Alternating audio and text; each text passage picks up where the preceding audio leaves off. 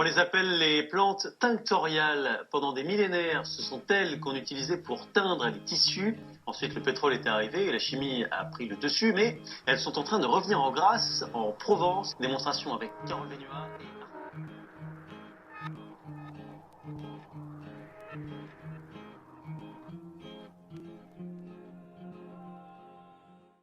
Bonjour, mon mari Jean-Paul Grégoire, ingénieur, et moi-même ancienne chef d'entreprise, on s'est lancé dans cette aventure d'abord par passion pour les couleurs végétales. Et puis, de fil en aiguille, nous avons pensé que produire des colorants végétaux serait un beau challenge. Et un challenge tout à fait en phase avec le marché, très demandeur en produits naturels.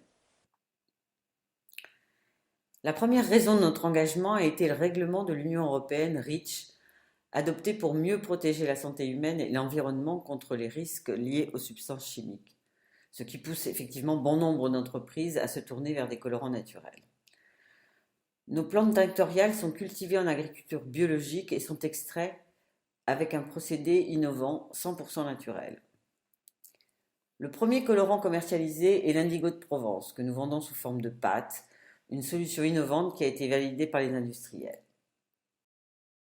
Notre business plan est orienté sur 4 débouchés qui sont déjà très prometteurs. La teinture textile, qui a déjà permis de réaliser en usine la teinture de la bourdelaine pour Ardelaine, laine qui a ensuite été filée, des éponges en coton bio pour Aquanatura. D'autres projets sont en cours, mais qui nécessitent des développements. Le marché local, très touristique en Luberon, avec la vente de produits textiles teintés par nous. Un test a été fait en 2015 avec succès, étole en lin, en soie et laine, uniquement des produits en fibres naturelles tissés en France.